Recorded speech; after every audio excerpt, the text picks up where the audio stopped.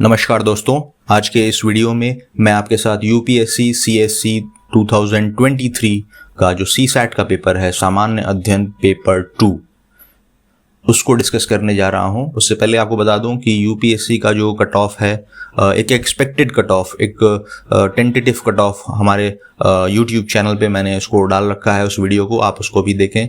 और जो history portion का जो क्वेश्चन और आंसर है, आंसर की है हिस्ट्री पोर्शन का, वो भी मैंने अपने यूट्यूब चैनल पे डाल रखा है। इस वीडियो में जो सीसैट का जो पेपर आया हुआ है उस पर थोड़ा सा डिस्कशन करेंगे और एक प्रोबेबल जो स्ट्रेटजी है, जो आगे प्रीलिम्स 2024 और जो 2025 लोग जो देने वाले हैं, उनके लिए एक प्रोबेबल स्ट्रेटजी हम डिस्कस कर सकते हैं। तो आगे बढ़ते हैं। जो इस बार का सीसैट पेपर 2 आया हुआ है वो ओवरऑल देखने में पिछली बार से काफ़ी टफ है। पिछली बार से थोड़ा सा जो लेवल है सीसैट का ये बढ़ गया है। यूपीएससी साल दर साल 2019, 20, 21, 22 पिछले 4 सालों में इन्होंने अपना यूपीएससी सीसैट का लेवल काफ़ी बढ़ा दिया है। पहले जो 2016-17 में आ रहे थे वो उस समय के लिए थोड़े से टफ थे, लेकिन आज जो 2021-22 का पेपर दे आया है जो कैंडिडेट, उसको वो बहुत आसान लगेगा। और ओवरऑल भी जो प्रेजेंट टाइम में जो सीसैट का पेपर आ रहा है वो काफ़ी टफ आ गया है। जो पेपर की बात करें तो इसमें 28 क्वेश्चन पैसेज से हैं। कुछ क्वेश्चन जैसे ये सिंगल वाले स्टेटमेंट्स हैं, single paragraph single question, single paragraph single question. आगे हमें सिंगल पैराग्राफ में 2 क्वेश्चन मिलेंगे, मैक्सिमम 2 क्वेश्चंस वाले ही अभी दिखाई दे रहे हैं। उसके बाद ये टोटल 28 क्वेश्चंस हैं। बाकी जो रेस्ट ऑफ द क्वेश्चंस हैं 52, वो मैथ्स, रीजनिंग, एप्टीट्यूड और इस तरह के क्वेश्चंस हैं। इसमें भी जो लेवल है क्वेश्चंस का, पैसेज का तो डिस्क्रिप्शन काफ़ी लंबा है, लेंदी है, और इसके आंसर्स पहले से भी ट्रिकी रह चुके हैं। यूपीएससी में आप प्रिडिक्ट नहीं कर सकते कि यही आंसर होगा, ये जो मैंने मारा है यही आंसर करेक्ट आंसर है। तो प्रिडिक्टेबिलिटी तो पैसेज की बहुत कम रहती है, तो ज़्यादातर लोग एप्टीट्यूड और रीजनिंग वाले क्वेश्चंस अटेम्प्ट करते हैं। बट इस बार ही थोड़ा सा जो एप्टीट्यूड और रीजनिंग का है वो भी टफ हो गया है। स्पेशली जो ऑप्शंस पहले आते थे 1 2 1 3 4, अब वो ऑप्शंस भी हटा दिए हैं। यूपीएससी ने जो जीएस पेपर 1 में किया है वही पेपर 2 में भी कर दिया है। पेपर 2 में भी ऑप्शंस अब only 1 correct, only 2 correct, only 3 correct आने लगे हैं। तो इस वजह से भी थोड़ा सा टफनेस बढ़ गया है। पहले कई क्वेश्चंस में कैंडिडेट्स आंसर ऑप्शंस से आंसर्स पुट कर लेते थे। उनको लगता था कि ऑप्शंस से मैं एक चुन लेता हूं, उसको पुट करते हैं आंसर में, क्वेश्चन में, तो वो क्या कहते हैं, आंसर आ जाएगा मेरा। अब वो भी नहीं रह गया है, because UPSC has become difficult. It has change it's strategy. उसने अपनी स्ट्रेटजी को पूरी तरह से चेंज कर दिया है। इस बार जो क्वेश्चंस की बात करें तो क्वेश्चंस में अब जो परम्यूटेशन और कॉम्बिनेशन के क्वेश्चन है, खास करके जो कॉम्बिनेशन के क्वेश्चन है वो ज़्यादा आने लगे हैं और परम्यूटेशन के क्वेश्चन थोड़े से कम हुए हैं। जैसे ये जो ये क्वेश्चंस है, ये भी एक कॉम्बिनेशन का क्वेश्चन है, इसमें परम्यूटेशन कॉम्बिनेशन दोनों है। तो ये परम्यूटेशन कॉम्बिनेशन, ये परम्यूटेशन कॉम्बिनेशन का क्वेश्चन है। तो थोड़ा सा यूपीएससी का जो लेवल है वो थोड़ा सा बढ़ गया है। आगे इसमें और आगे देखते हैं।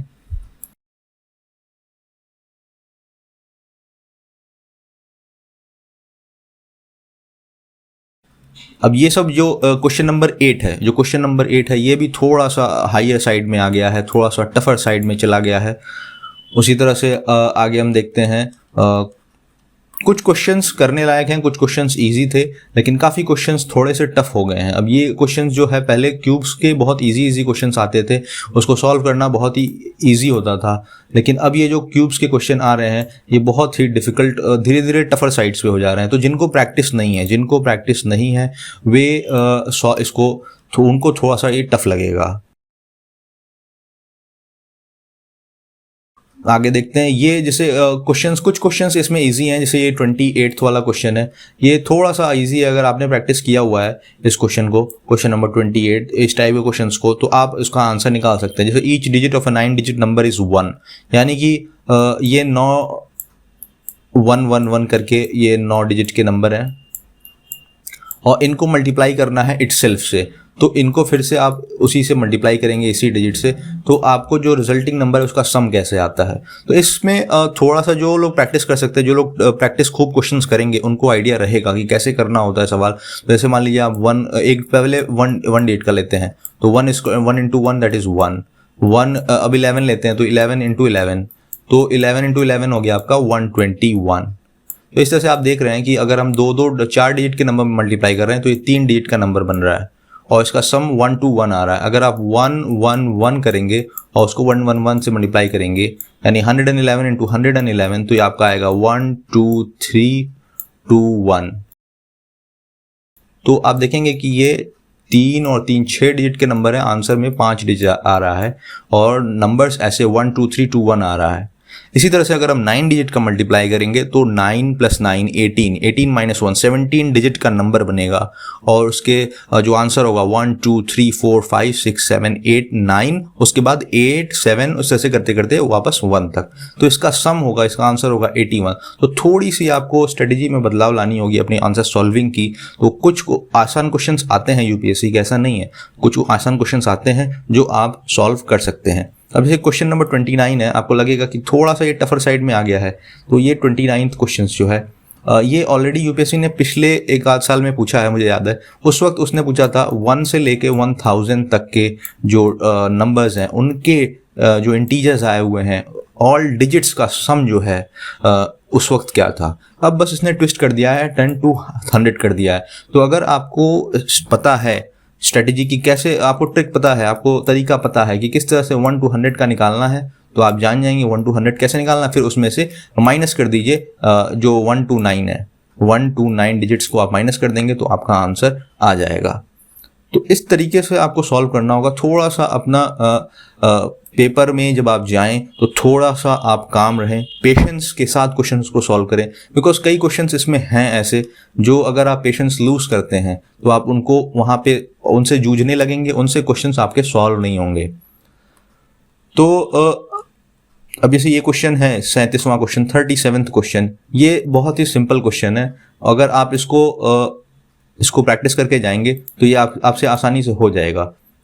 लेकिन अगर आप इसको जूझने लगेंगे, आप थोड़ा सा भी दिमाग इधर उधर हुआ आपका, तो ये टफ टाइम में आपको ये क्वेश्चन टफ लगेगा।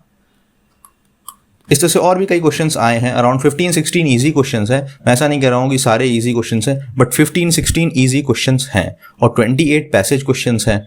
तो आप एक तरह से 28 + 15 क्वेश्चंस आप इजीली कर सकते हैं, उनको अटेम्प्ट किया जा सकता है। फिर उसके बाद कई क्वेश्चंस टफ हो जाते हैं, टफर साइड में ये सब क्वेश्चंस हैं। इवन जो ये सब क्वेश्चंस हैं, जो स्टेटमेंट वाले हैं, ये यूपीएससी ने काफ़ी टफ कर दिया है। उसके बाद हम मैथ्स के भी क्वेश्चंस देखते हैं, तो मैथ्स के भी क्वेश्चंस टफ हो गए हैं। अब ये क्वेश्चन जो 49 नंबर क्वेश्चन है, ये 49 नंबर क्वेश्चन पहले आता था, ये थोड़ा सिंपल हुआ करता था। लेट्स से आज संडे है, लेकिन 1000 दिन के बाद कौन सा डे होगा, तो उस वक्त हम लोग डायरेक्ट 7 से डिवाइड कर लेते थे। अब ये 10⁻10th डे पूछ दिया, यहाँ पे कंफ्यूजन हो सकता है आपको, कि कंफ्यूज हो जाएंगे कि अभी कैसे इसको सॉल्व किया जाए।